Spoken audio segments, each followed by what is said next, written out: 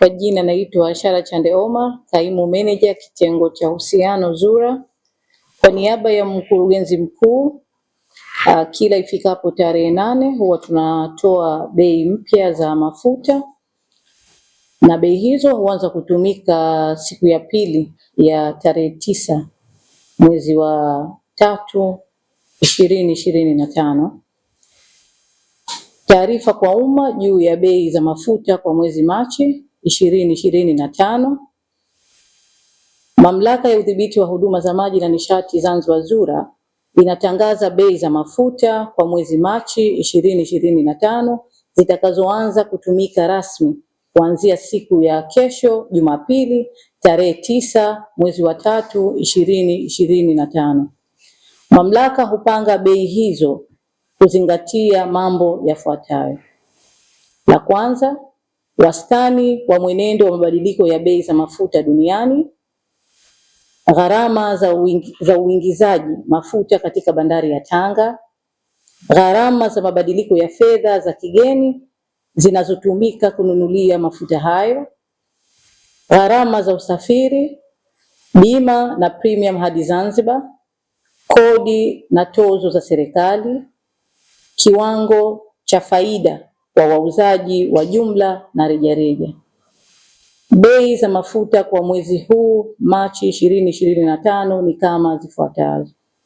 Kwa mafuta ya petroli mwezi uliopita Februari 2025 yalikuwa 2819. Kwa mwezi huu Machi 2025 yatakuwa 2939. Tofauti yake ni 120. Tofauti yake kwa asilimia ni 4.25. Mafuta ya dizeli kwa mwezi uliopita Februari 2025 yalikuwa 2945. Kwa mwezi huu Machi 2025 yatakuwa 3135. Tofauti yake ni 190. Tofauti asilimia yake ni 6.45.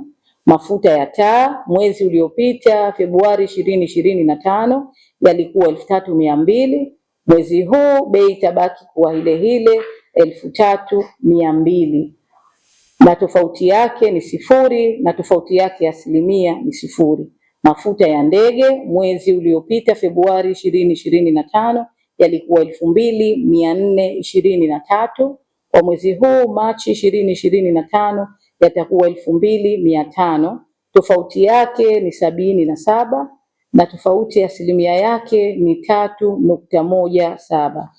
Sababu za kuongezeka kwa bei za mafuta kwa mwezi huu Machi 2025 ni kuongezeka kwa gharama za mafuta katika soko la dunia, kuongezeka kwa gharama za uingizaji wa mafuta na kuongezeka kwa wastani wa thamani ya dola ya Kimarekani ukilinganisha na shilingi ya Tanzania. Kwa sasa hivi mafuta ya taa yanataka kupunguzwa, maana kutumiwa na watu wanahimizwa kutumia hii nishati safi. Kwa hiyo ndio maana yanakopo yako ghali, na hasa pia kuna muda pia mafuta taa yatakuwa hayatumiki tena. Sio wenyewe tunatizama, na watu wengi wanatuuliza kwa nini mafuta taa na watu wa chini ndio wanatumia haya mafuta taa, lakini hali halisi iko hivyo. Kuhusiana na tunaingia katika kipindi cha sikukuu, vipi hali ya mafuta itakuwaje manake, au tumejipanga vipi kama ZURA? Kama kujipanga kwetu, nafikiri nyote mnajua kwa kipindi sasa hivi hatujawa na scarcity lenyewe ya kusema kwamba mafuta hamna, japokuwa changamoto 2-3 zinatokea, lakini zinakuwa sio kwa upande wetu, zinatokea kwa upande wa wananchi wenyewe kwenda kuvamia kituo kimoja mpaka ikaleta taharuki za foleni. Lakini ZURA kama ZURA tumejipanga vizuri, na tunajua kipindi cha sikukuu mafuta watu tunatumia, kama tuna gari 3 basi gari 3 zote watu tunatoa nje, na hilo tunahakikisha mpaka sasa hivi tuko vizuri, na tutakuwa na reserve kubwa ya mafuta ili kuhakikisha kwa kipindi hichi ambacho mafuta tuna uhakika kwamba yatatumika kwa wingi, basi kutakuwa changamoto hizo hazitokei kwa upande wa Unguja na upande wa Pemba.